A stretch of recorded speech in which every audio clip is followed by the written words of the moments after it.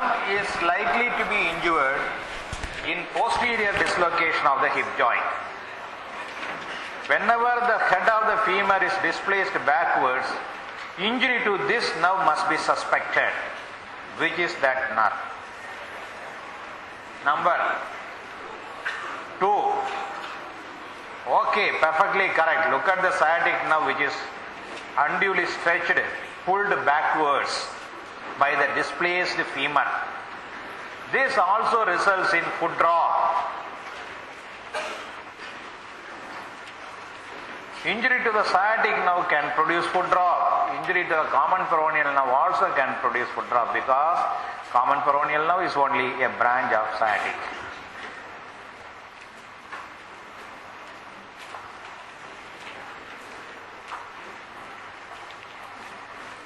Person having disease in the hip often complains of pain in the knee and vice versa. What is the reason behind this? Pain, disease of the hip can produce referred pain in the knee and vice versa, because both these joints are innervated by number 1, 2, 5. That means both A and B. Perfectly correct. Both the joints are innervated by femoral nerve and obturator nerve. You know, both the obturator and femoral nerves come from the same source. From where? From the lumbar plexus. Both are the branches of lumbar plexus with the same root value, L2, L3, L4. One is a branch of ventral division of the lumbar plexus. The other is a branch of dorsal division of lumbar plexus. Which is from ventral division, which is from dorsal division? Femoral is ventral, dorsal. How will you remember this? After some time you forget. How can you remember that this nerve is from dorsal, the other nerve is from ventral? FD. FD means fixed deposit. F, femoral nerve, D from dorsal division.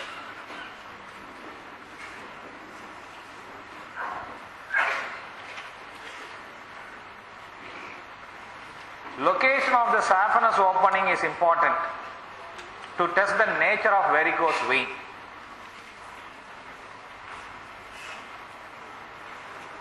Another Trendelenburg test. Which of these helps? Number 4. Perfectly correct. You see, the pubic tubercle is an important landmark of the pubic region, invariably felt in all individuals. What you have to do is just take 3 to 4 centimeter below and lateral to the pubic tubercle. Take a point. That is our saphenous opening, which is pierced by the great saphenous vein, covered by cribriform fascia. It is a derivative of deep fascia of the thigh.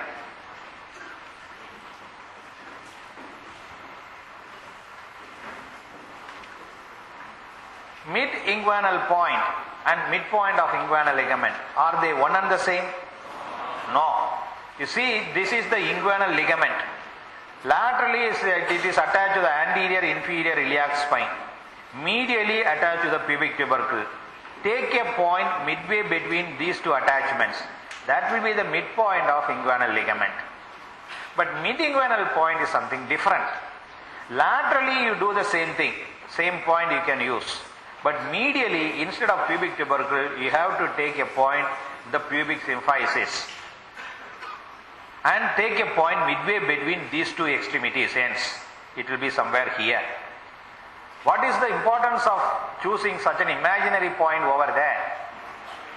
It is at this point the external iliac artery becomes the femoral artery. That is the starting point of femoral artery, mid-inguinal point, where the pulsation of the femoral artery can be felt at the mid-inguinal point. And in one cardiac anomaly disease, you can hear pistol shot sound on auscultation, which this is aortic incompetence, aortic regurgitation. If you keep the diaphragm of your stethoscope over this point, you will hear a pistol shot sound. It is here the femoral artery is felt. That is the beginning point of femoral artery.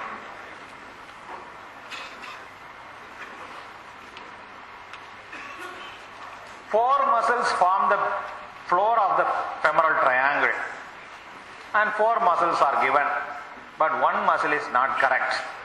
Which one? Femoral triangle is a triangle area bounded by two muscles. Base is the inguinal ligament. Four muscles form the floor, and four are given here, but one is not correct. Which one? Number one. If you think number one is not correct, you replace that muscle with the right muscle. Pardon? Adductor longus. Adductor magnus.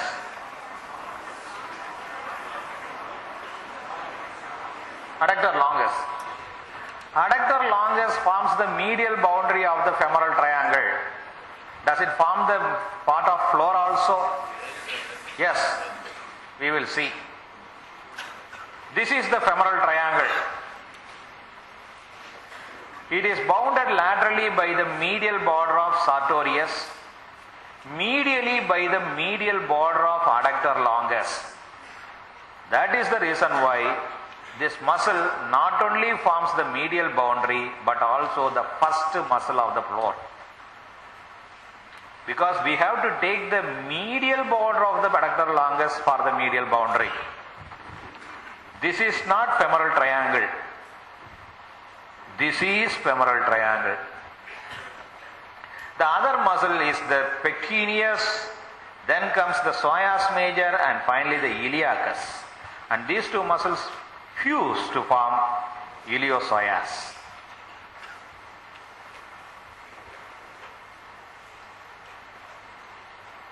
Okay. This muscle is the rectus femoris. This muscle is the vastus medialis. This is vastus lateralis. And if you cut and reflect the rectus femoris, you will see the vastus intermedius, deep to the femoris. These four bellies fuse to form a common tendon, and that common tendon is inserted into the patella. The common term used for these four bellies, quadriceps femoris. Of the four muscles, only one muscle can act both at the hip joint and at the knee joint, because of the four, only one muscle takes origin from the hip bone. Which muscle? Rectus femoris, correct. Rectus femoris can act both at the hip and also at the knee. What is the action of the quadriceps femoris at the knee joint? Extension of the knee. From the patella, you see a ligament extends down. This is the ligamentum patellae. If you gently tap the ligamentum patellae with your knee hammer, the knee is extended. It tests the integrity of which nerve? Femoral nerve. In other words, which segments of the spinal cord? L2, L3, L4. That is the root value of the femoral nerve. So a positive knee jerk tests the integrity of L2, L3, L4 segments of spinal cord.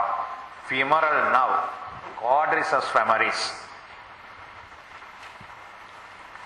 A positive cremastic reflex tests the integrity of which segments of spinal cord? L1 and L2. L1 and L2. A positive angle jerk tests the integrity of L5.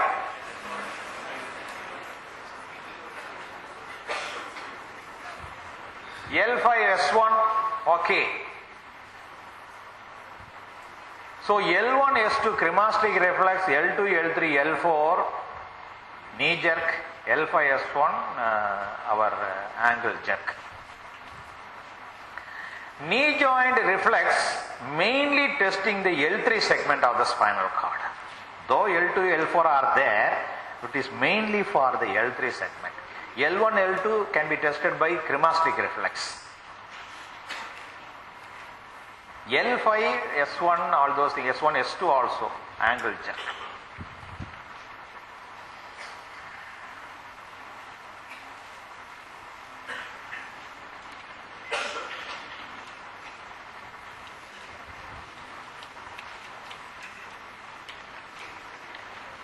Which statement about the femoral sheath is true?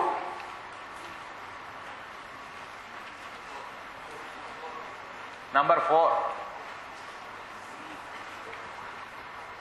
Look at this. What is the shape of the femoral sheath? Funnel shaped. Funnel shaped. This is the anterior wall of the femoral sheath. It is provided by which fascia? Fascia transversalis of the abdomen. This is the posterior wall of the femoral sheath. It is provided by the fascia of the posterior wall of the abdomen. Which fascia? Fascia iliaca. Iliac fascia. The two fasciae converge into the upper part of the thigh and form a funnel shaped sheath. That is our femoral sheath, having 3 compartments in it. The medial most compartment is empty. Normally it may contain 1 or 2 the deep inguinal lymph nodes of Rosenmuller. The intermediate compartment is occupied by the femoral vein and lateral compartment femoral artery. What about the femoral nerve? It lies outside the femoral sheath. It is not a content of the femoral sheath, and this is the lateralmost structure in the femoral triangle. Femoral nerve.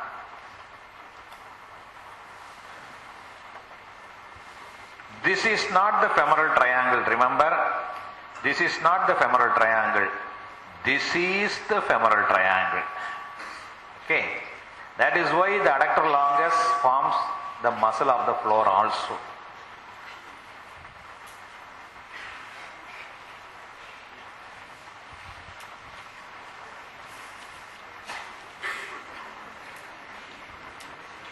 In 1990, TV was like this. Individuals were quite thin. TV has become very thin, but individuals have become fatter.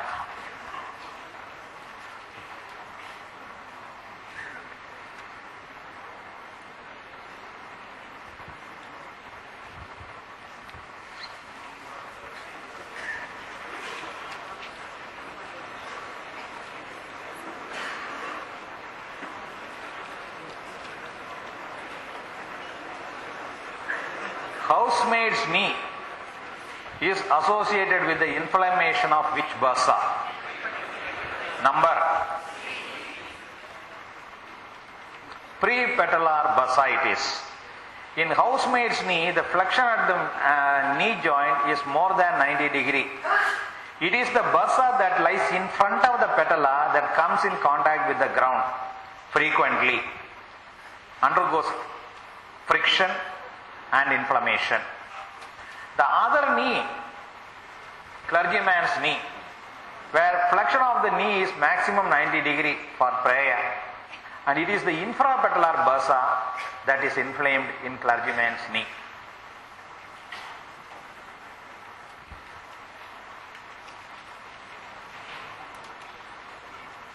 The superficial inguinal lymph nodes drain most of the lower limb, not only limb but also some more structures. Anyway, which of these is not drained by the superficial inguinal lymph nodes? We see 2 groups of lymph nodes in the inguinal region. The superficial inguinal lymph nodes lie superficial to the D fascia. Deep inguinal lymph nodes lie deep to the D fascia. Anyway, try to find out the right answer for this question. Has been asked previously, indirectly in All India or AIMS, I don't remember now. Penile urethra.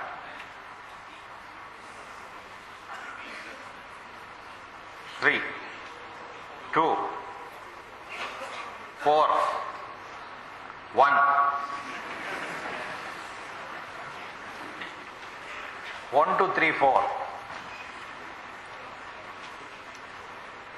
See, the superficial inguinal lymph nodes drain most of the lower limb, except a small area, the area of short saphenous vein, that is anterolateral aspect of the leg and part of the dorsum of foot.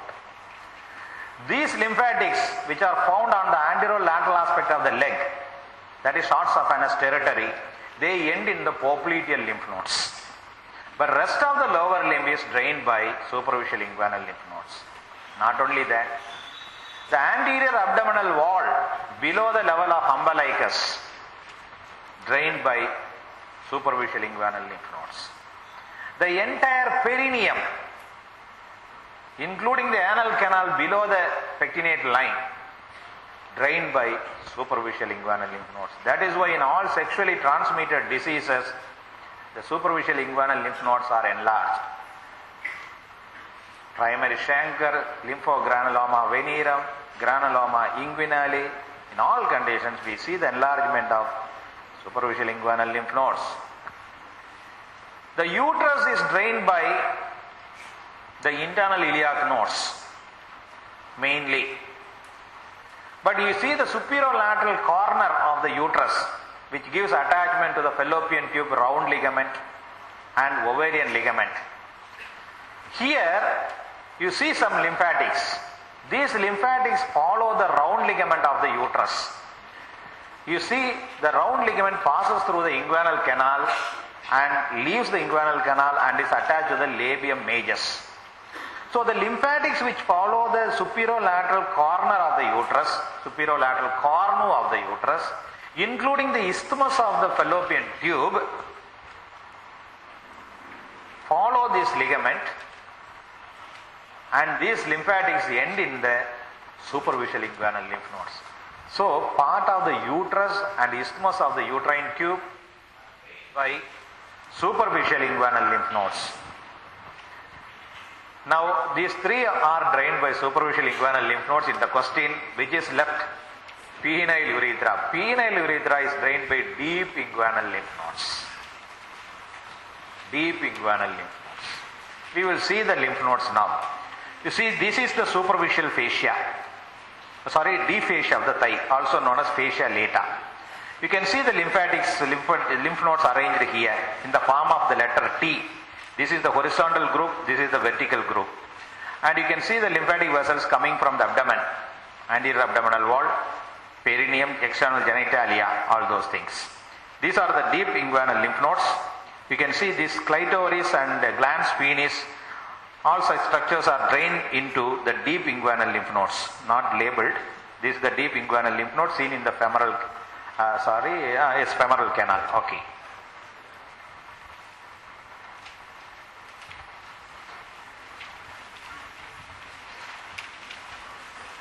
You know the answer for this question. Just now only we discussed. Deep inguinal lymph nodes drain the glans penis or glans clitoris.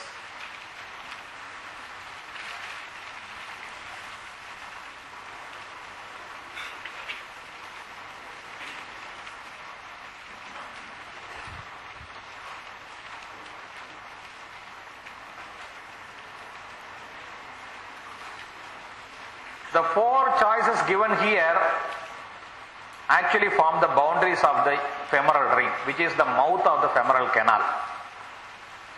Which of these forms the medial boundary of the femoral ring?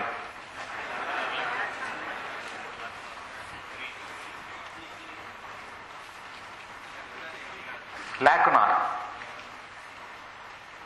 Look at the femoral ring, the mouth of the femoral canal. It is bounded anteriorly by the inguinal ligament, posteriorly by the pelvic brim. This part of the pelvic brim has a prominence.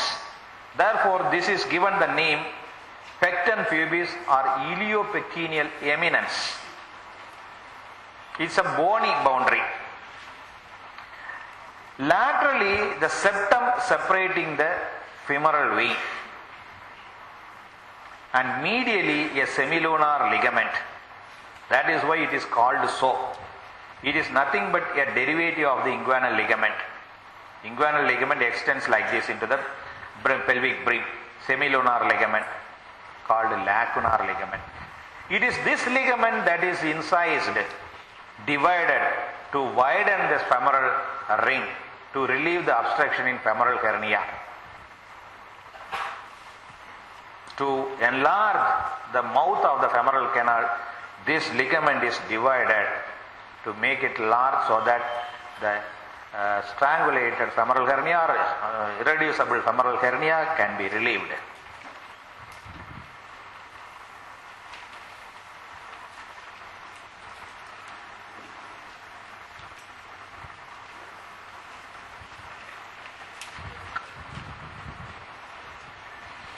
While incising the lacunar ligament, care must be taken not to damage this artery when it is present,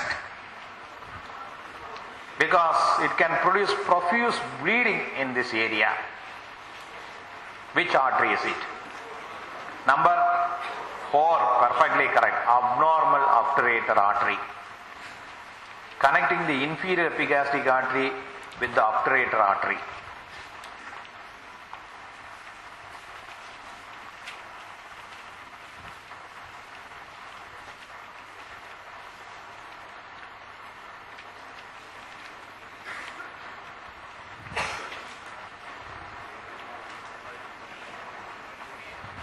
A stab injury near the apex of the triangle can damage 5, 3, can damage the 3. Okay.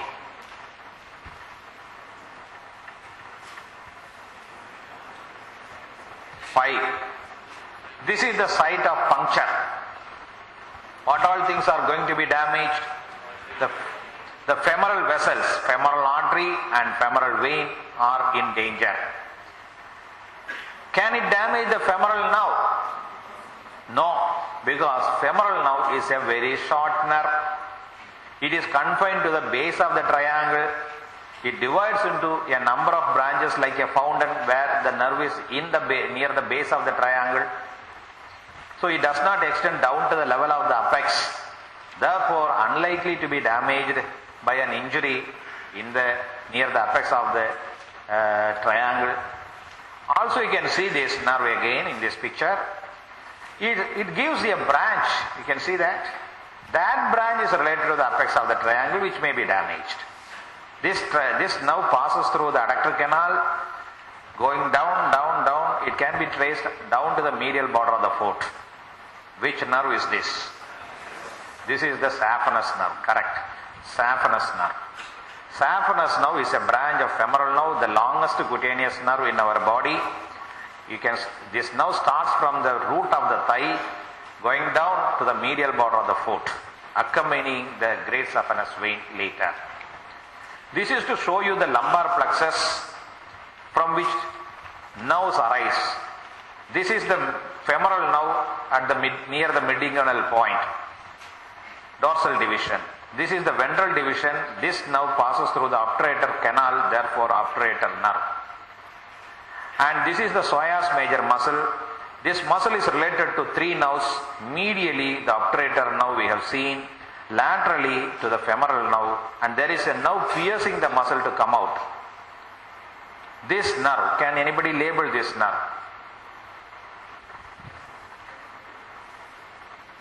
Genitofemoral nerve. Why you want to know the nerve surrounding the psoas major? See, in many conditions, the psoas major may be inflamed. For example, retrocecal appendicitis or pelvic abscess. In such situation, the nerves which are seen very close to the psoas major can be irritated and pain can be referred to different areas. That is why we want to know the nerves surrounding the psoas major. Psoas abscess.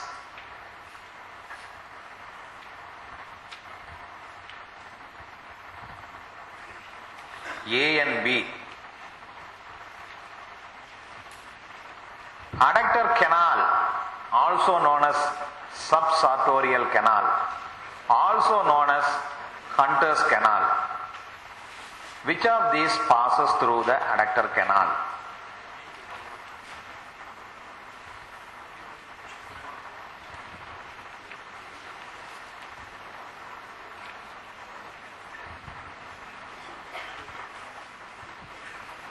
Any idea? One. See, the adductor canal is a fibromuscular canal. Its roof is fibrous septum. Its floor is formed by two muscles of the adductor compartment. In the upper half, it is formed by the adductor longus. In the lower half, the floor is formed by adductor magnus. Which are the structures passing through the adductor canal? The most important structure is the femoral artery, accompanied by the femoral vein and the saphenous nerve, plus this nerve to the vastus medialis. Nerve to vastus medialis. These are the four structures passing through this canal. Nerve to vastus medialis. And the vastus medialis forms the anterolateral boundary of the canal. It is triangular in cross section, that we will see in the next picture. Okay, this is to show you the muscles of the adductor compartment. You can see the adductor longus forming the upper half of the floor, adductor magnus forming the lower half of the floor. You can see a large opening in the adductor magnus. What structure passes through it? The femoral artery passes through this opening in the adductor canal and becomes the popliteal artery. So femoral artery starts from the mid-inguinal point, runs like this, passes through this canal opening in the adductor magnus, and afterwards we call it popliteal artery. Also you can see that these muscles have several perforations, and these perforations transmit the profunda femoris artery, perforating branches of profunda femoris artery. You can see the adductor canal in cross section. This is the pubic region, inguinal area. This muscle is the sartorius. Since this triangular canal lies below the muscle, it is called subsartorial canal. Now we will label the contents: saphenous nerve, femoral artery, femoral vein, and nerve to vastus medialis. It is known as Hunter's Canal because it was John Hunter who first discovered this canal. He happened to see a large aneurysm of the popliteal artery. If the condition is permitted to continue, the popliteal aneurysm can rupture at any time. He wanted to reduce the blood flow through the popliteal artery. So he traced this artery upwards and found the femoral artery in the femoral canal. He was able to successfully ligate the femoral artery in the femoral canal to reduce the blood flow through the popliteal artery to prevent the rupture of popliteal aneurysm. And thereafter this canal is known by his name, Hunterian Canal, Hunter's Canal. Hunter is also known for one more thing. John Hunter. Yes, the primary chancre of syphilis is also known as Hunterian chancre. Why? It was John Hunter who first described the painless button-shaped ulcer, the primary chancre. How? By introducing the Treponema pallidum, the spirochete, into his own genital. In an era where antibiotic was not discovered, he might have died of syphilis, no doubt about it, neurosyphilis. But in spite of that, he wanted to describe that ulcer. Olden day scientists were like this. Though even if they die, doesn't matter, they want to know the science behind it.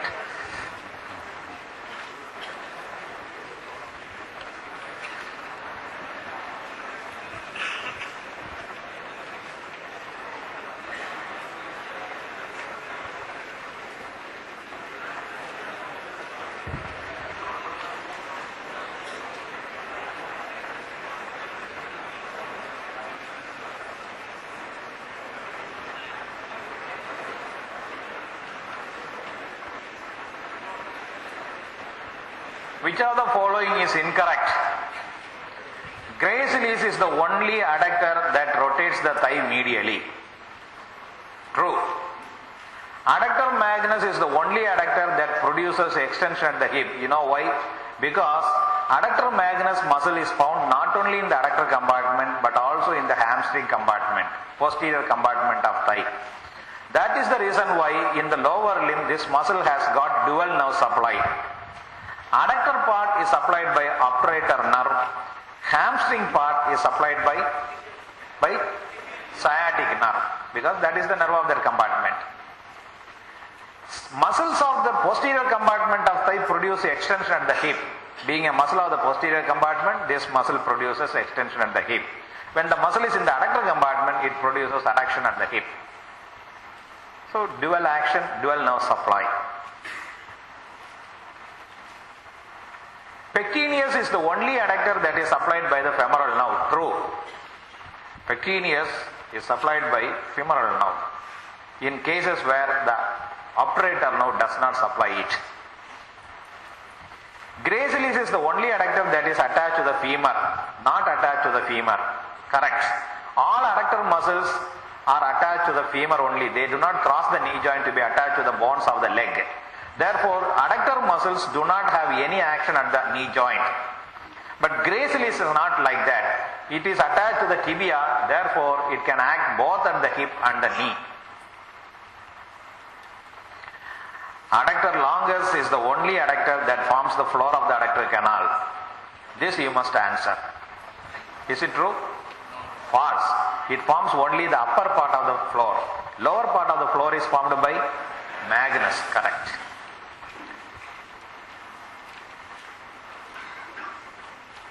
Why this is coming again? Okay. Let it come.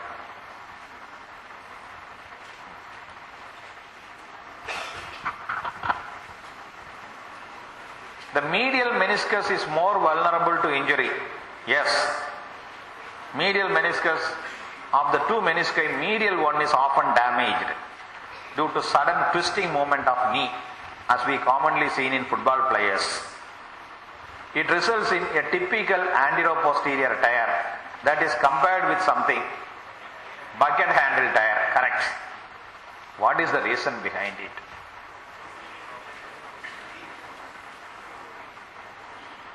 Three, 4. Pardon? 3. Okay. So only the upper surface of the medial meniscus is concave, not the lateral meniscus. Lateral meniscus is convex then? Okay.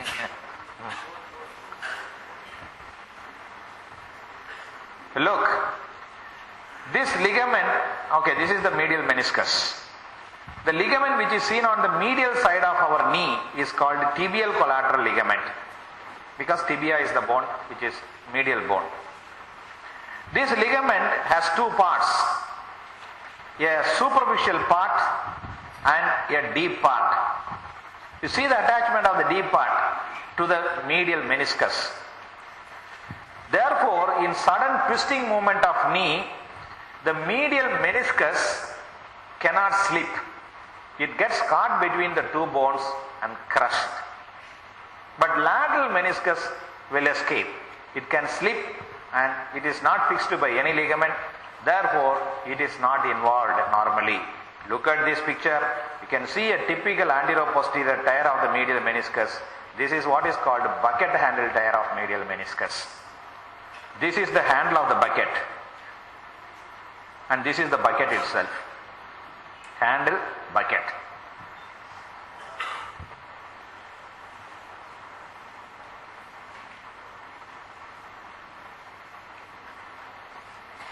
The reason is, it is fixed by the deep part of medial collateral ligament, also known as tibial collateral ligament.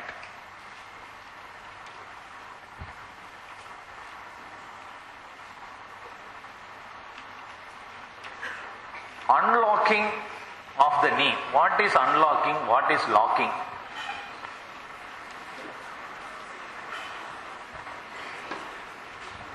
Locking and unlocking movements are together known as screw home movement of knee. screw home movement of knee. What type of joint is knee joint? Is it a hinge joint? Bicondyloid joint. Why it is not called hinge joint? Hinge joint means it is a uniaxial joint, permitting movements only in one plane. Elbow is typically a hinge joint because flexion and extension are the two movements occurring at the elbow joint. Typical hinge joint. Ankle joint also is more or less hinge joint because extension, that is dorsiflexion, and plantar flexion are the two movements occurring at this joint. But knee joint, of course, flexion, extension are there, essentially a hinge joint only, but you see there are rotatory movements occurring at the hinge joint. The thigh rotates medially and laterally. Leg also rotates medially and laterally on the femur. Since there are rotatory movements in the knee joint, it is not typically a hinge joint. That is the reason why it is called bicondyloid joint, because the two condyles of the femur articulate with the two condyles of the tibia. Now, what is locking? What is unlocking? When we stand like this, there is extension of the knee. After flexion, extension of the knee. This is not sufficient to support the body. Our body cannot be supported by simply extending the knee. After full extension, there is one more movement occurring. What is that? The thigh rotates medially. The large femoral condyle, medial femoral condyle, then only completely occupies the large medial meniscus. Medial meniscus is larger than lateral meniscus. Medial condyle of the femur is larger than lateral condyle. So this medial rotation of the femur after full extension is what is called locking.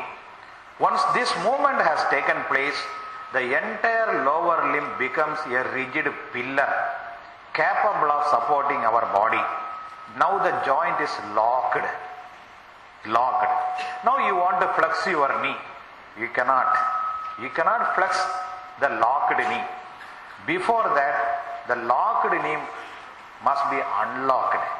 Only then you can flex the knee. So before flexion begins, the thigh rotates laterally. This is what is called unlocking.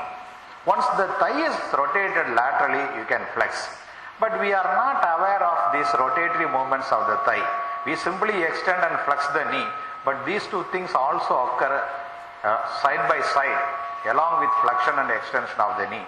This is what is called screw home movement. So a locked knee only can support our body. Unlocked knee, though in extended state, cannot support our body. Locking of the knee is produced by the contraction of one muscle, Quadriceps femoris, mainly vastus medialis, responsible for medially rotating the femur. How do you know only locked knee can support the body? Why not unlocked knee? You can test. A person is standing like this. Somebody from behind gives a gentle push into the popliteal fossa of both knee of that person. Somebody from behind, a push. What will happen to the person? Even now the knee is extended, but the person will fall down immediately. What has happened?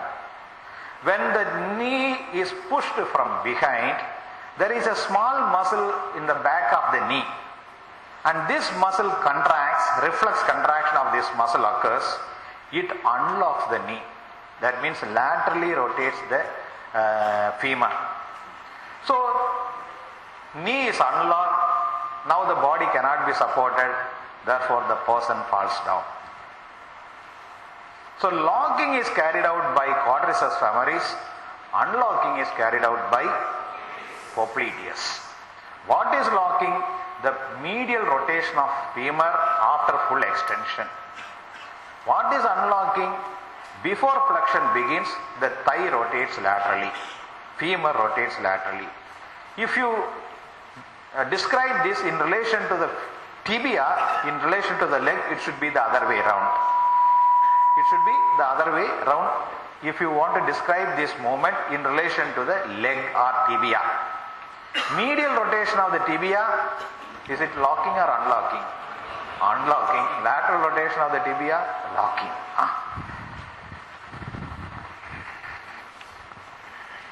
Both will produce twist and untwist. So which one you want to choose for this? Suppose you want to choose extreme extension. What modification will you make in the question? Unlocking. Locking. Extreme extension means locking. Initial stage of flexion, unlocking.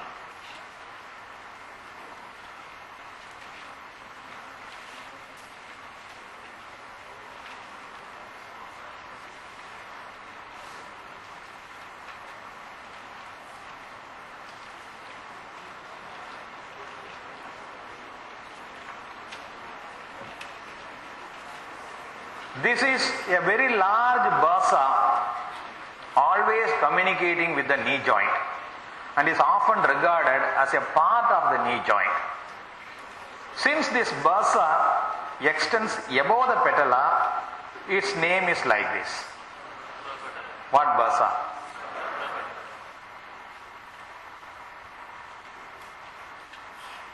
A stab injury well above the patella also can infect the knee joint because of puncturing this suprapatellar bursa. You can see the suprapatellar bursa here. Very large bursa. Which joint in our body has largest synovial space? Knee joint.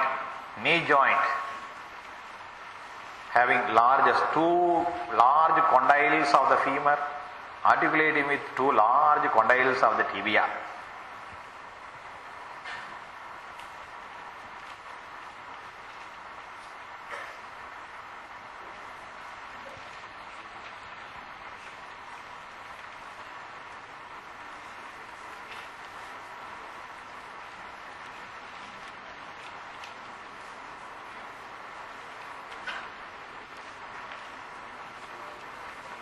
Knee joint is peculiar in that it is not only supported by several ligaments placed outside the joint, external ligaments, but also by ligaments within the joint. Which are the ligaments that we see within the knee joint? 2 in number. They form a cross during their course. That is why they are called cruciate ligaments. These 2 ligaments are essential for the antero-posterior stability of the knee. The femur is not displaced forward and nor displaced backward because of these 2 ligaments. They hold the tibia and femur together in that place. You see, condyles of the femur quite rounded, and these 2 condyles articulate with the flattened condyles of the tibia and condyles of the tibia. And the femur is not either displaced forward or backward. How is it possible? Because of the 2 ligaments which lie inside the knee joint. They prevent anterior and posterior displacement of these bones. They keep the 2 bones together in that place. Here the physician is able to pull the tibia forward. Too much forward movement of the tibia is there. It indicates damage to one of these ligaments. Which ligament is it? Anterior cruciate, not posterior cruciate. Okay, we will see the diagram now. This is the anterior cruciate ligament. This is the posterior cruciate ligament. How are they named? They are named in relation to their attachment to the tibia. This one is attached to the anterior end of the tibia, this one is attached to the posterior end of the tibia. Now you try to pull the tibia forward, which ligament will not allow? Anterior cruciate ligament will not allow. You try to pull the tibia backward, posterior cruciate ligament will become taut, it will not allow the tibia to be moved backwards. But here the physician is able to move the tibia forward. This is what is called a positive Draver's test. It indicates a tear of what? Anterior cruciate ligament. How this happens? Due to sudden twisting movement of knee. The thigh is rotated laterally, leg is rotated medially. A sudden twist. This can damage not only anterior cruciate ligament but also two more structures. And the clinical situation is called the unhappy triad of O'Donnell. It's a sudden twist, thigh is rotated in one direction, leg is rotated in the opposite direction. Just like squeezing a wet towel. If you want to squeeze water from a wet towel, it should be done in the opposite direction, both. That damages three structures. This is what is called the unhappy triad of O'Donnell.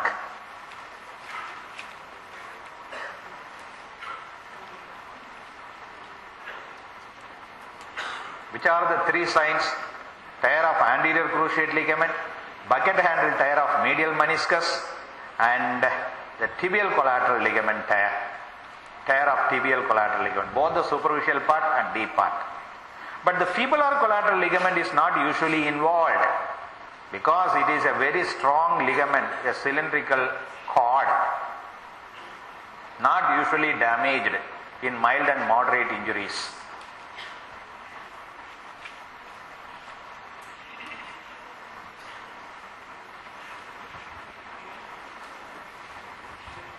The unhappy triad of O'Donnell. So anterior cruciate ligament is the right answer for our question.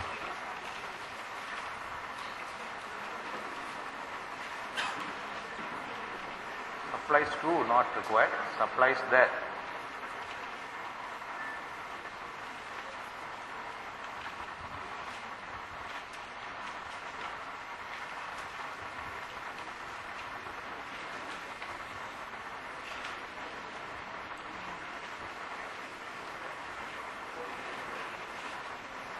Because this is clinically significant.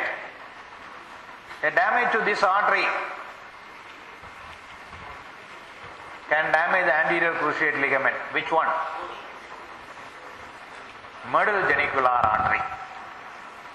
Medial genicular artery.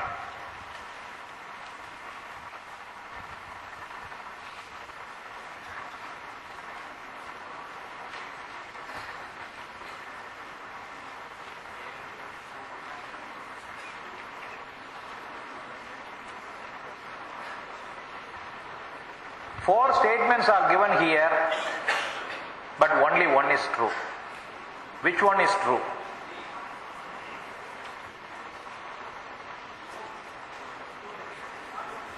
Two is true. Two. One is true. Then what? One is true. Two is true.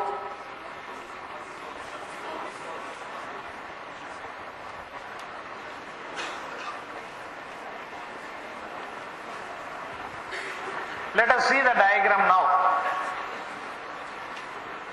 This is the upper end of the tibia, articular surface. You can see the large medial meniscus which is concave above. See the small lateral meniscus which is also concave. Both are concave. They are there just to deepen the cavity a little bit. You can see the anterior cruciate ligament here. You can see the posterior cruciate ligament. This is the capsule of the knee joint. Therefore, these two ligaments are definitely intracapsular, no doubt about it. But this is the synovial membrane and this is the synovial cavity. Now tell me whether they are intrasynovial or extrasynovial. They are extrasynovial. They lie outside the synovial cavity. They are not bathed by synovial fluid, though they are seen within the joint.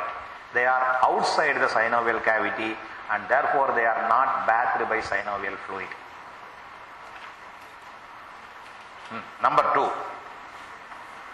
You see here, these are the two cruciate ligaments maintaining the anterior-posterior stability of the joint. Name this ligament. Because we must name them in relation to their attachment to the okay. So anterior cruciate. This is posterior cruciate. Now we have discussed the action of these two ligaments in relation to the tibia. Suppose a person is walking down the hill. Person is walking like this. The center of gravity of the person is in front. There is always a tendency for the femur to be displaced forward. The femur is trying to be displaced forward. There is a tendency, continuous tendency is there. This is prevented by which ligament from the diagram you can tell? Look at this. Anterior? Which ligament? Posterior. This ligament will not allow the femur to be displaced forward. So which ligament plays an important role when a person walks down the hill? Now assume the situation. The person is walking up the hill. The center of gravity of the body is behind. There is always a tendency for the femur to be displaced backwards. The femur is trying to go backward. Which ligament is going to prevent the backward displacement? Anterior. So as far as femur is concerned, it is just the opposite. Anterior one preventing the posterior displacement of the femur. Posterior one is preventing the anterior displacement of the femur. These are the two things that occur because when a person is walking, the leg and foot are fixed to the ground. So only femur can be displaced, not the tibia. Femur only is left free. The other two things are fixed to the ground. So femur can be displaced and that is prevented by these ligaments. Which is the deepmost structure in the popliteal fossa? I am going to give you the choices. Tibial nerve, common peroneal nerve, popliteal vein, popliteal artery. Which is the deepmost structure? Popliteal artery is the deepmost structure in the popliteal fossa. So, what should be the position of the popliteal fossa or knee joint before feeling the popliteal pulse? Should be extended?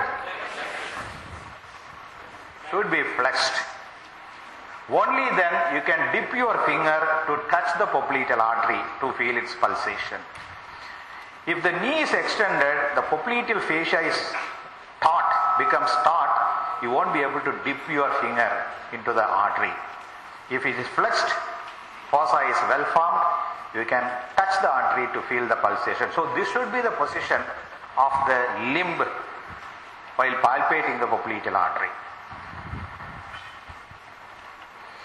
The soleus is a flexor of the knee joint. What is your opinion? See, the soleus muscle takes origin from the tibia and fibula and is inserted into the calcaneus along with the gastrocnemius muscle. The two muscles fuse to form the tendocalcaneus and that tendocalcaneus is inserted into the calcaneus. Does this muscle have any attachment to the femur? Does this muscle cross the knee joint to have any action at the knee joint? It begins from the leg only and going down. So it has no action at the knee joint, soleus. We have studied one triceps muscle in the upper limb. Triceps means a muscle having three bellies. Do we have a similar muscle in the lower limb? Triceps brachii, here triceps femoris we have.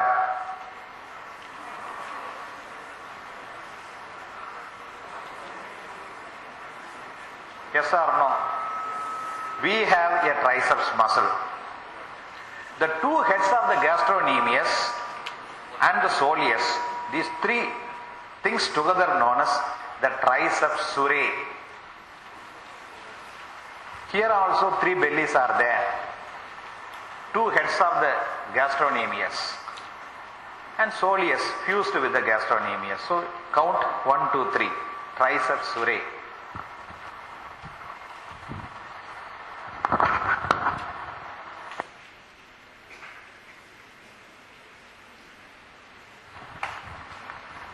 So true statement in this case, this is the one, true. Oh, okay. Some of you might have seen this. Still I am showing it. It has come now. The most modern car. Front view. Rear view. Interior front panel with all modern amenities. A laptop is there already with the speakers and everything. Okay. Cut the rear side seat with the monitor, pull-outs. You can see the pull-out here, speakers, glass top can be made opaque also. You can use the pull-out for purposes like this.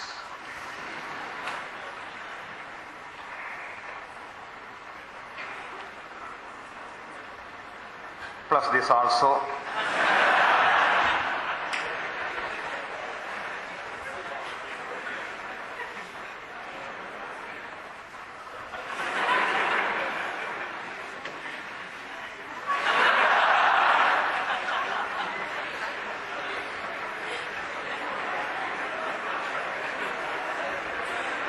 This is our car. We Indians know how to make use of all these things without discarding.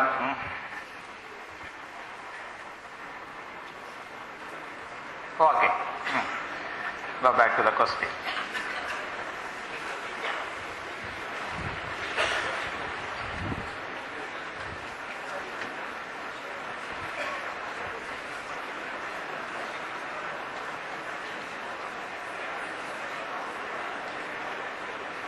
This question has been asked previously in all India.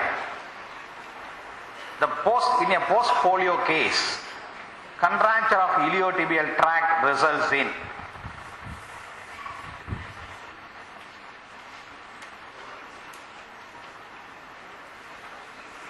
no idea.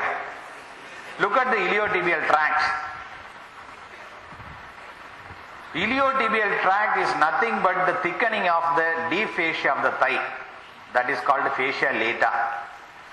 This tract is responsible for the maintenance of lateral stability of the knee. It stabilizes the knee how? By giving attachment to two muscles. This muscle, one. Which muscle is it? Gluteus maximus. Which muscle is this?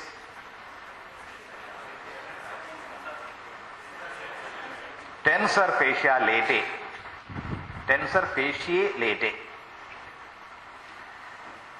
These two muscles pull the iliotibial tract, thereby the lateral aspect of the knee is stabilized. In post-polio case, what happens? The contracture of iliotibial tract occurs. If contracture of the iliotibial tract occurs, what will be the position of the hip and the knee is our question. Now, what is the significance of knowing this area? This is the site of gluteal injection. See the iliac crest and lateral border of gluteus maximus. Here is the site of gluteal injection, that shallow fossa. Let us go back. When the ligament is shortened, this iliotibial tract is shortened, what will happen? Both the hip and knee will be flexed. Hip and the knee will be flexed. How will you treat this case? Divide the iliotibial tract. That's all. Divide the iliotibial tract to correct this deformity.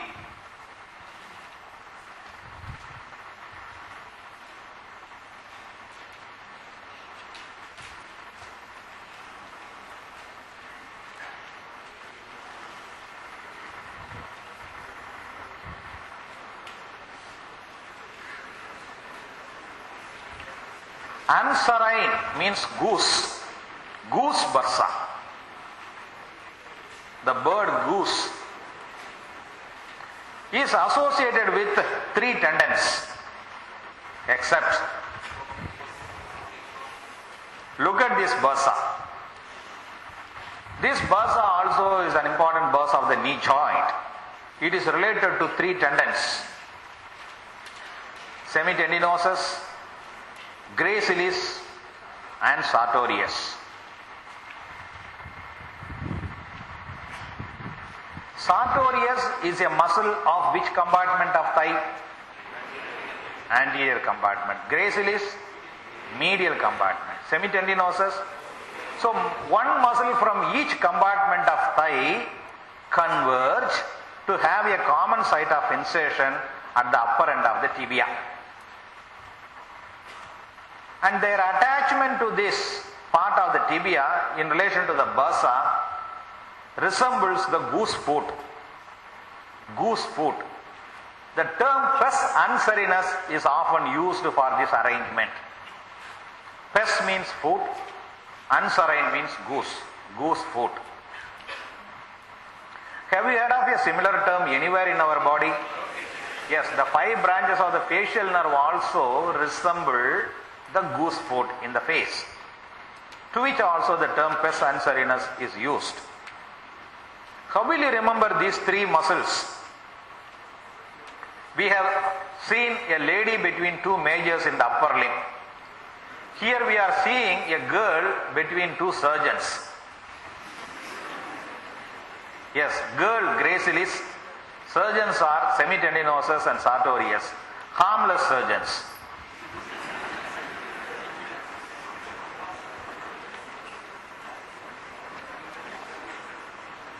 Want to see the attachment, that goose foot appearance.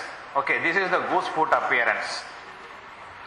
Anserine bursa, middle muscle gracilis, anterior muscle sartorius, posterior muscle semitendinosus.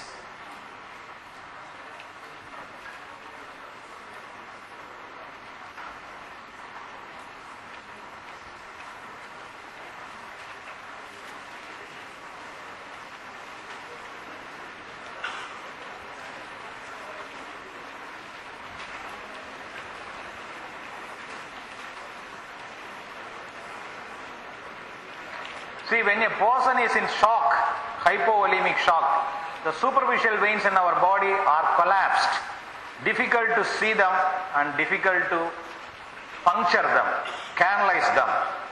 Also in young children and obese individuals, it is difficult to see the veins. In such situation, we can do one thing. We can cut open the great saphenous vein, we can introduce the cannula, and we can start the intravenous infusion. This is often a life-saving procedure. Where will you locate the great saphenous vein is the question. Number 2. 1 and 2. There is no time to make trial and error here. Person is in shock, going to die anytime, and we are searching for the great saphenous vein in front of the medial malleolus and behind the medial malleolus, afterwards lateral malleolus.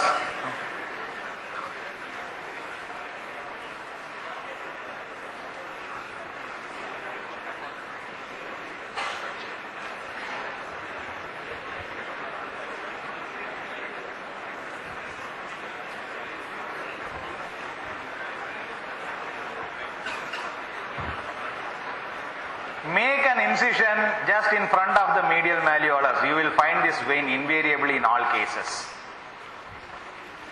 The vein runs in front of the medial malleolus. It is accompanied by a nerve. We have seen this nerve right from the root of thigh. Do you remember this nerve? Exactly, saphenous nerve. That nerve has come down to this level. So while making incision, care must be taken not to damage this saphenous nerve, because injury to this nerve can produce pain along the medial border of the foot. But when you are making the incision for a person in shock, even if you injure this nerve doesn't matter, because life is more important than a cutaneous nerve. So even if it is injured, alright, some pain will be there, that is not a problem. You need not even look for this nerve, just see the vein, cut, cannulate it. What is the relation of the short saphenous vein to the lateral malleolus? It runs behind the lateral malleolus. Short saphenous vein runs behind the lateral malleolus. Great saphenous vein runs in front of the medial malleolus.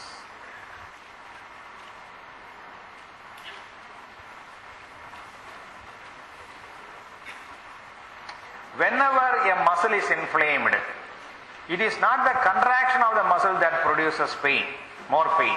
It is the relaxation of the muscle, stretching of the muscle that produces pain.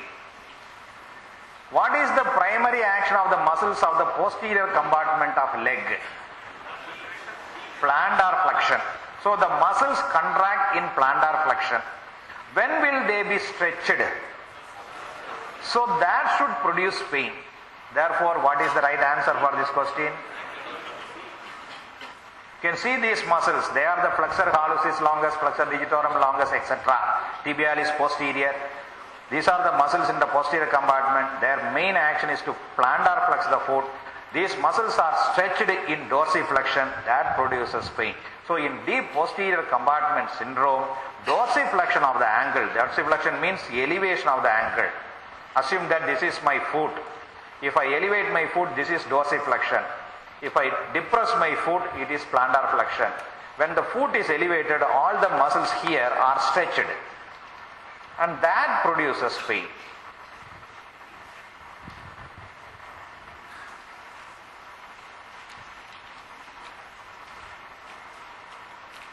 When this psoas major is inflamed, psoas abscess, why the person keeps the hip in flexed position? Any attempt to stretch the hip, extend the hip produces pain. You know why? Same reason. What is the action of the psoas major? Flexion at the hip. When the muscle contracts, hip is flexed, thigh is flexed, approximated with the trunk. When the thigh is extended, what happens? The muscle is stretched. That produces pain. To avoid that pain, the patient keeps the hip in flexed position. This is what happens in retrocecal appendicitis. When the appendix irritates, the hip of the patient is often flexed to avoid pain.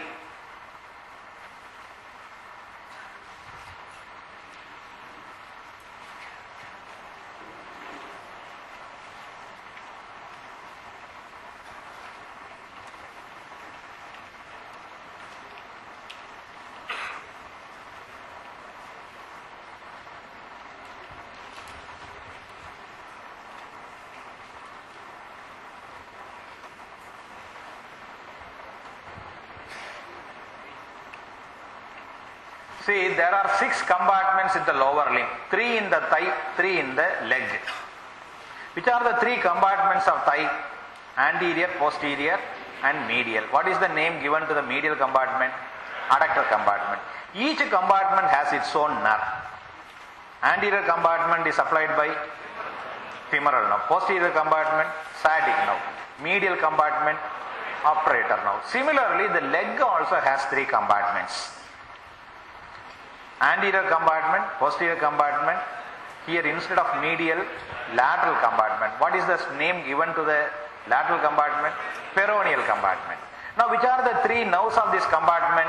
Anterior compartment nerve, deep peroneal. Posterior compartment nerve, tibial nerve. Lateral compartment nerve, superficial peroneal.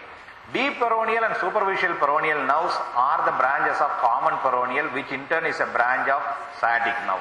The other branch of the sciatic nerve is tibial, that we will see. Here what has happened, a penetrating injury has damaged the tibial division of the sciatic nerve. Tibial division of the sciatic nerve. If so, which of these deficits is most likely to result from this injury? Let it be. We will see.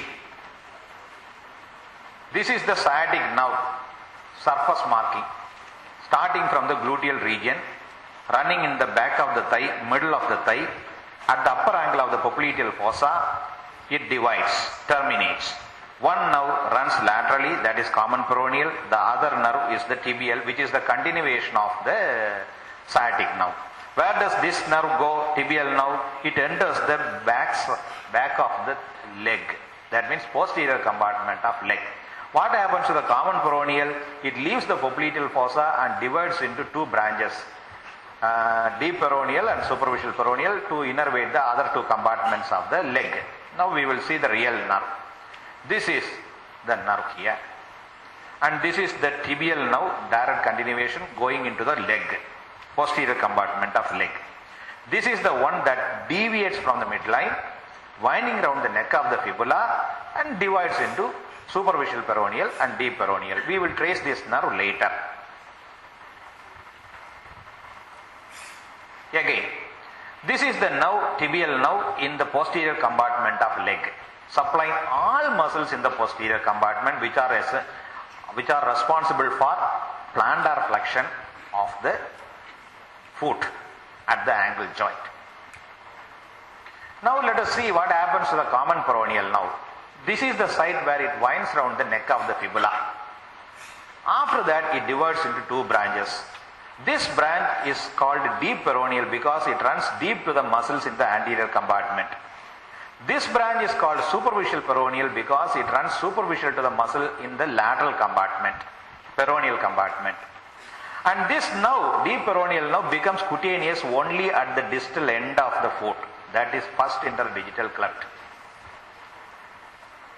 This superficial peroneal nerve runs superficially along the anterolateral aspect of the leg, therefore it innervates the skin over the anterolateral aspect of the leg plus dorsum of the foot. You can see that branch, dorsum of the foot. Most of the dorsum of the foot is innervated by superficial peroneal nerve. First interdigital cleft is innervated by deep peroneal nerve. Now we will see the dermatocutaneous innervation of these. Yes. This region, lateral aspect of the calf, is directly supplied by the common peroneal nerve through its cutaneous branch, lateral cutaneous nerve of calf. This much area of the leg and foot innervated by superficial peroneal nerve. The lateral border of the foot is innervated by sural nerve, which is a branch of tibial. And this medial, the first interdigital cleft, is innervated by deep peroneal nerve. You can see that again. This is the common peroneal nerve giving the lateral cutaneous, and this is the superficial peroneal nerve area, and this is the first interdigital cleft, deep peroneal nerve area. So, anterolateral aspect of the leg and foot are innervated by the common peroneal nerve family. The tibial part of the sciatic nerve goes into the posterior compartment of leg to supply the muscles there. And the primary action of the muscles of this compartment is plantar flexion. Now we are very close to the answer. Inability to abduct the lower limb at the hip joint. Abduction and medial rotation of the joint are produced by the two muscles we have studied already. They are the muscles responsible for holding the pelvis. Do you remember? Yes, gluteus, medius and minimus, because these muscles are called walking muscles. Gluteus, medius and minimus are called walking muscles. Gluteus maximus is known as runner's muscle. Walking muscles means they are responsible for walking. What do we do when we walk? We abduct our thigh at the hip and medially rotate. You might have seen in all athletic events of walking, the athletes are walking in a peculiar way. They are supposed to use only their gluteus medius and minimus. The moment they use their gluteus maximus, it is equivalent to running, because extension at the joint occurs, they will be disqualified. So that is why these muscles are called walking muscles in a peculiar way. Have you seen? Like this, they will be walking like this. That is, their only abduction and medial rotation are permitted. And these muscles we know are supplied by the superior gluteal nerve. They are not supplied by the tibial part of sciatic nerve, so they are not involved. Now you read the other choices. Loss of sensation on the dorsum of the foot. Possible? No. Superficial peroneal nerve. Loss of sensation over the anterolateral aspect of the knee. That is common peroneal nerve. Weakness in extension of the knee. Extension of the knee means quadriceps femoris. Quadriceps femoris means femoral nerve.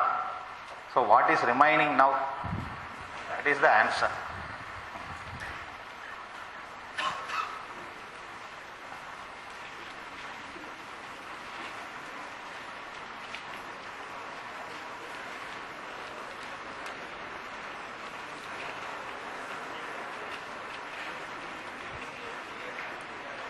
We will continue this class for 10 more minutes and we will stop after this. Even if we don't complete all questions, doesn't matter. We will be able to finish those questions in the subsequent classes.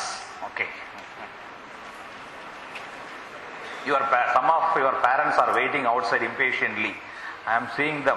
That is why I would like to stop the class a little earlier so that they can take their children.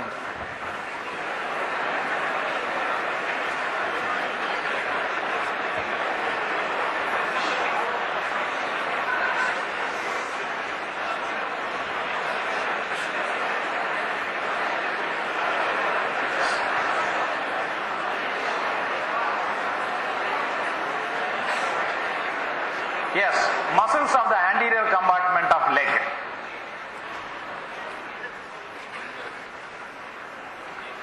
Which is the incorrect statement?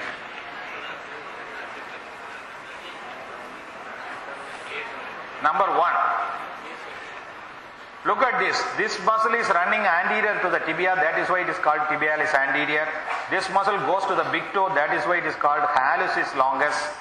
This one gives tendons to other digits, therefore digitorum longus, and this is the smallest muscle in the anterior compartment, peroneus tertius.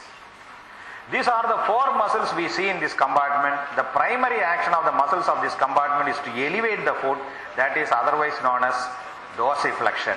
The nerve supplying all these muscles is the deep peroneal nerve, which is one of the branches of common peroneal nerve. This muscle is the tibialis anterior, and this muscle is the tibialis posterior, because this muscle runs behind the tibia, that is why posterior. Though these muscles are in 2 compartments, they have a common action because they are lying very close to the medial aspect of the leg. What common action do they have? Inversion of the foot. The foot is inverted by the simultaneous contraction of tibialis anterior and posterior. Both are inverters. What is the action of the muscles of the lateral compartment of leg? There are 2 muscles in the lateral compartment. One is longus, other is brevis. What is the action? Eversion of the foot. You see this muscle, peroneus tertius. Okay, this is the peroneus tertius. No, it's not going to be labeled. Oh, okay, leave it. This is the peroneus tertius. These 3 muscles have one common action because they are laterally placed. That is eversion. So tibialis anterior, in addition to dorsiflexion, is an inverter. Peroneus tertius, in addition to dorsiflexion, is an everter. Right?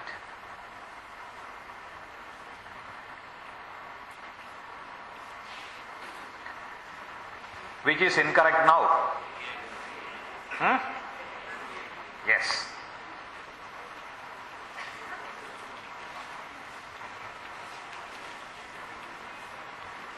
See, when we stand or walk, our foot is kept in neutral position.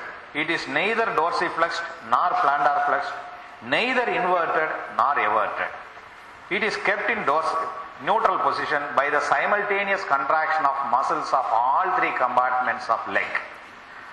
All muscles contract, and that is why foot is kept in neutral position, supporting our body. If muscles of one compartment are paralyzed, the muscles of other 2 compartments will overact because of the unopposed contraction. Now read the question.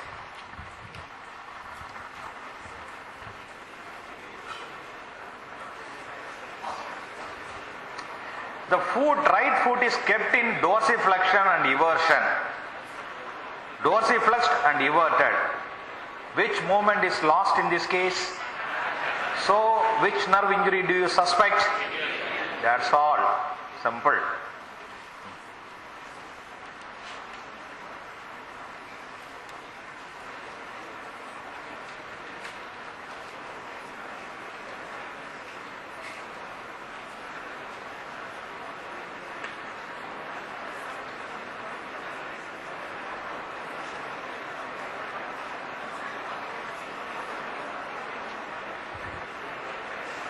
These are the findings in common peroneal nerve injury except. Can you expect weakness of dorsiflexion? Yes or no? Yes, definitely. Foot drop? Yes. Sensory impairment on the lateral aspect of the leg extending to the dorsum of the foot? Just now we saw the diagram. What is not there?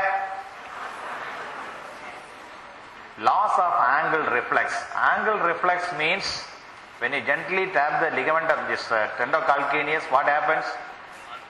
Plantar flexion occurs, not dorsiflexion. That indicates the integrity of tibial nerve.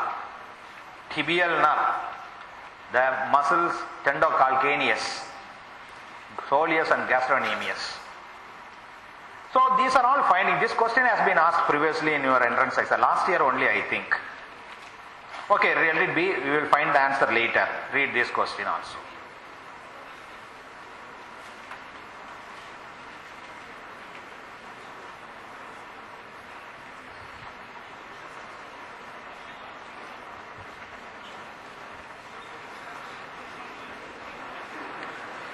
Deep peroneal nerve, how will you test?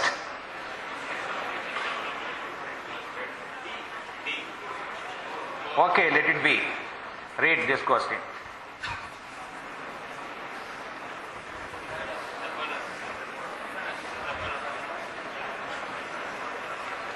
One, medial border of the foot. One. Okay, let it be.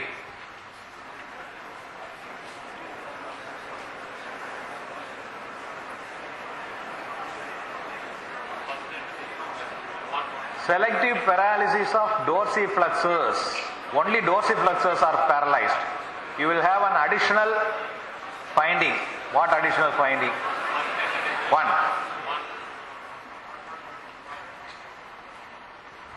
This is the common site of injury to the common peroneal nerve due to direct cut injury or fracture of the fibula, and these are the areas involved. First interdigital cleft, deep peroneal nerve, medial border of the foot, saphenous nerve.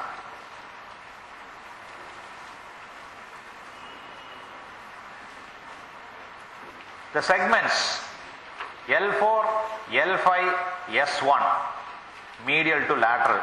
Same thing is applicable on the dorsum of the foot. Medially L4, laterally the midline L5, laterally S1.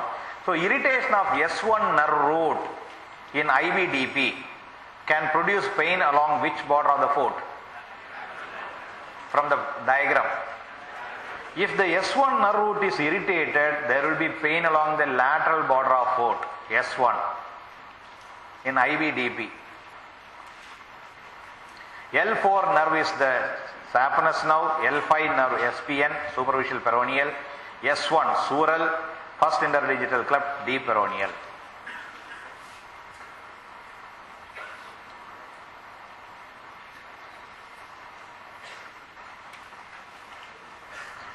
Now we will see the answers for all the questions. A series of questions we have seen.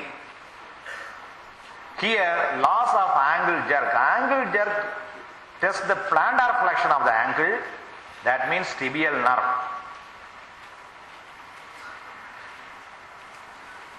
Extension of the great toe is the right response for this question. If the great toe is extended, it indicates the contraction of extensor hallucis longus supplied by deep peroneal nerve. Medial border of the foot, saphenous, no doubt. Selective paralysis of dorsiflexors means injury to the deep peroneal nerve. In addition to this paralysis, you will have a sensory loss where? First interdigital cleft.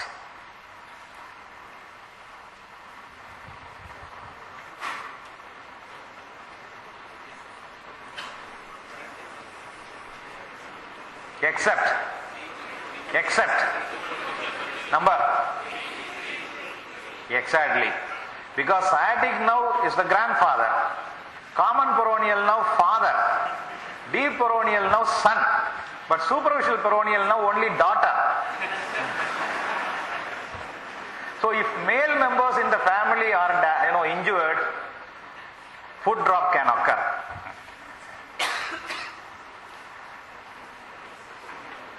Look at the face of this cat before announcing the result in following election. How pathetic it is. After they have won, look at the face.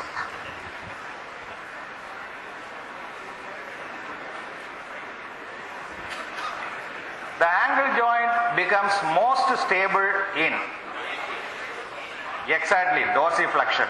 Perfect. Because in this position, no sidewise movements are possible. It is the locked position of the ankle. But in plantar flexion, side to side movements are possible. So displacement of the bones can occur in this position.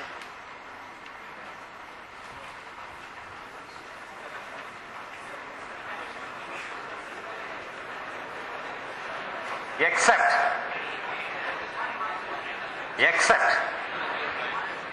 angle joint, hinge joint. All other joints you see inversion and eversion except angle joint. They are collectively called subtalar joints. Jones fracture is due to the avulsion of the tendon of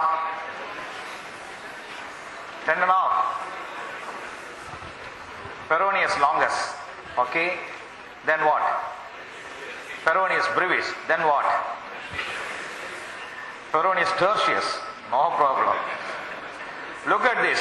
This is the fracture of the base. This muscle which is attached to the base of the fifth metatarsal bone is the peroneus brevis. This muscle crosses the sole of the foot to be attached to the first metatarsal bone, that is longus. What happens when the person falls down from a height with the foot inverted or forceful inversion of the foot? This muscle is unduly stretched. As a result, fracture of the fifth metatarsal bone occurs. This is what is called Jones fracture due to the pull of the tendon of peroneus brevis. Longus going to the medial aspect of the foot by crossing the sole of the foot.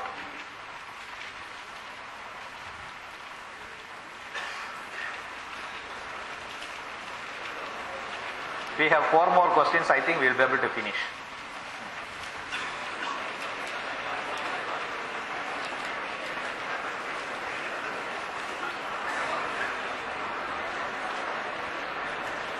%25 of lower limb is condensed in this question.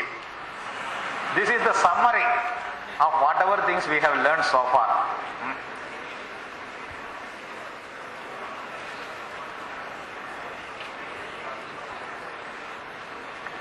This woman is finding it difficult to climb stairs because of weakness in her lower limb. What are the findings? Her knee jerk is normal, one important finding. She is able to stand on her heels. She is able to walk on her heels, another finding. She is able to stand on the toes like this and able to walk also, another finding. These 3 things will help you to eliminate several distractors.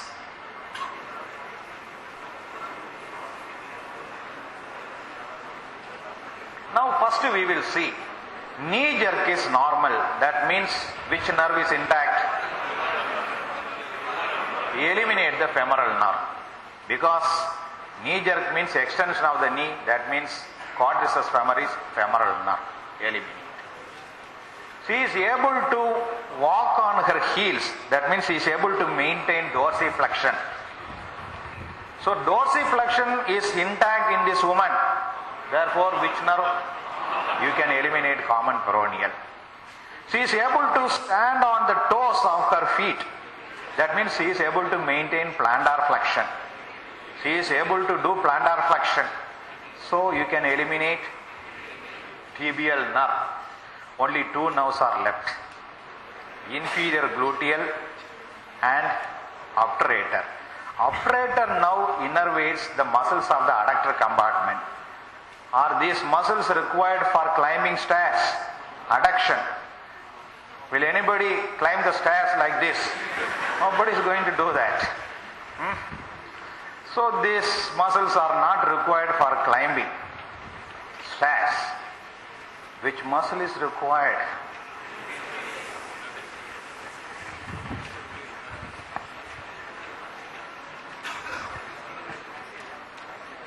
If you want to get up from a chair, extension at the knee is required. Extension at the hip is required. If you want to get into the bus, extension at the hip is required. Climbing stairs. Extension at the hip required. Extension at the hip means contraction of gluteus maximus. In other words, inferior gluteal nerve. So if the inferior gluteal nerve is injured, extension at the hip becomes weak or even lost. Such individuals cannot perform these things. Typically, it is a case of inferior gluteal nerve palsy.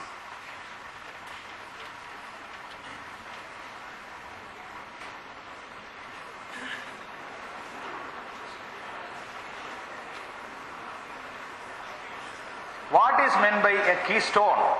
When we construct a stone bridge like this, the stone which is kept in the middle of the bridge is the keystone. Why this is called a keystone?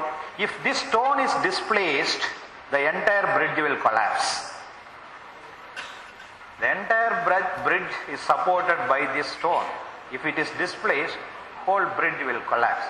If you compare the plantar arch of our foot with a stone bridge, there is a bone which behaves as a keystone of the arch.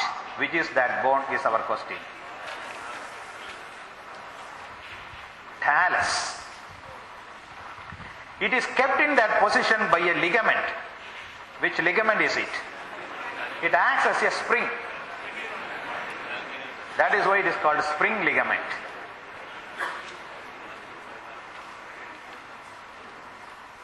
If this ligament is damaged, the head of the talus is displaced downwards and the arch collapses.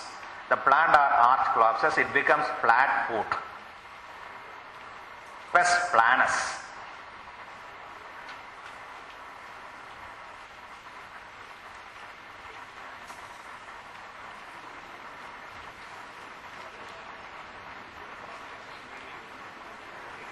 When we construct a roof for a building, we place 3 beams like this.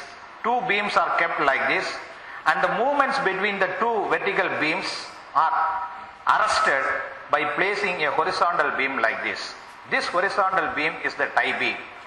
There is a structure in the plantar arch which functions as a tie beam, which is that structure, holding the 2 ends of the arch, preventing their collapse.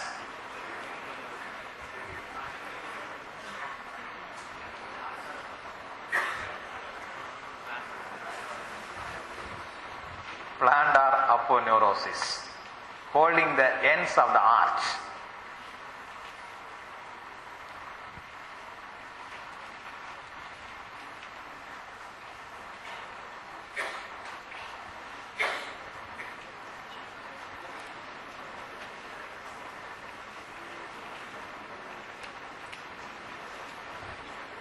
Which statement is incorrect?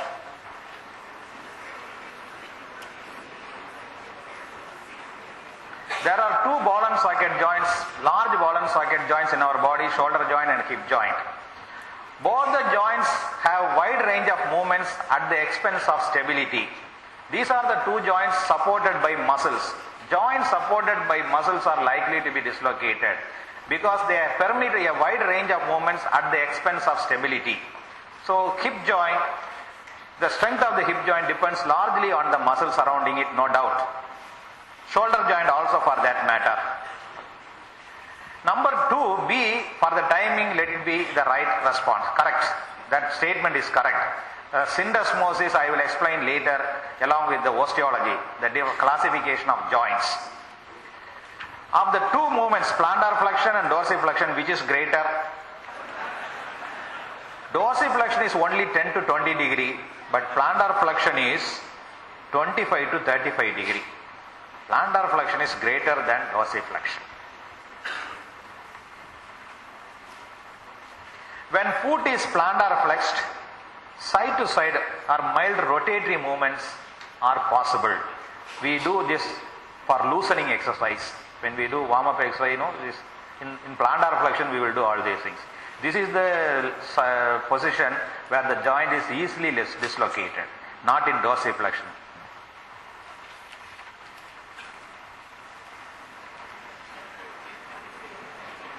Children are quite happy because they have iPhone, iPod, iPad, but father is sad because I paid.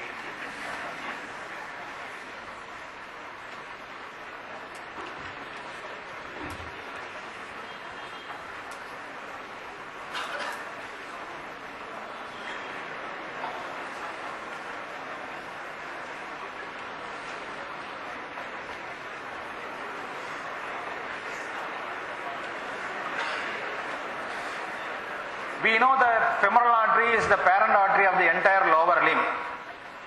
If we compress the femoral artery, can we stop the bleeding from the rest of the lower limb? Yes or no? We made an attempt by compressing the brachial artery well above the elbow in the upper limb, but failed miserably. Can we try the same thing in the lower limb? Here we can try. You can see that the artery can be compressed against the head of the femur, where this artery can be easily palpated. If you compress the artery, blood flow to the lower limb decreases. As I told you before, here the artery passes through the foramen, hiatus, and becomes popliteal artery.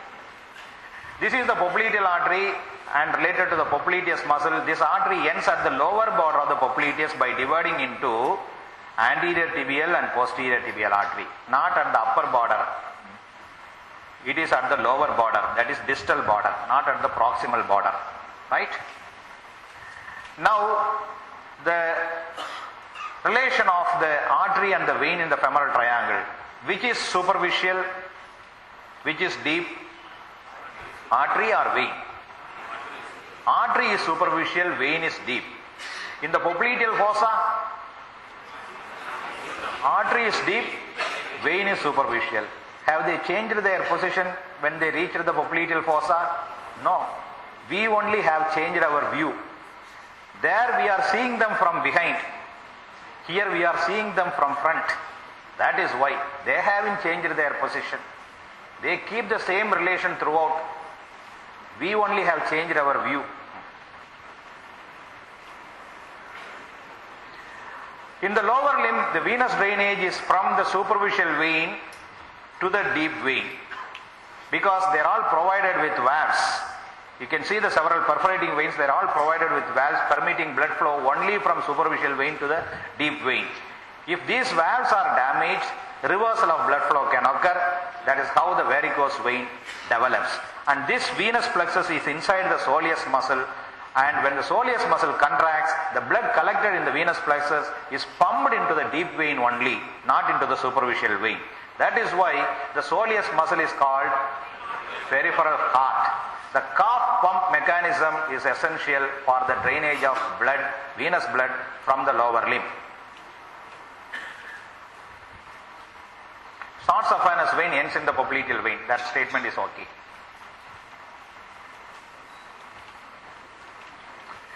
These channels are important when the venae cava superior or inferior blocked. Veins of the upper limb communicate with the veins of the lower limb through these.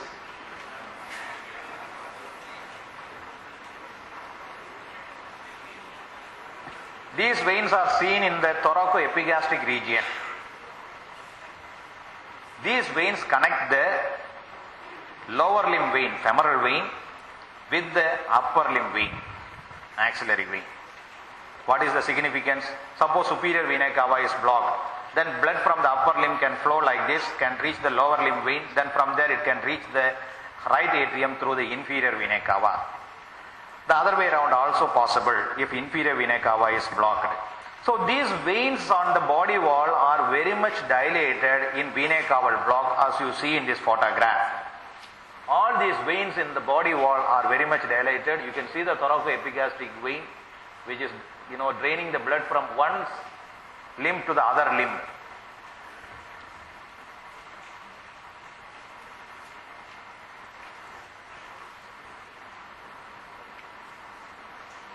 And the last question. When the knee is semi-flexed, the only muscle that can rotate the leg laterally is.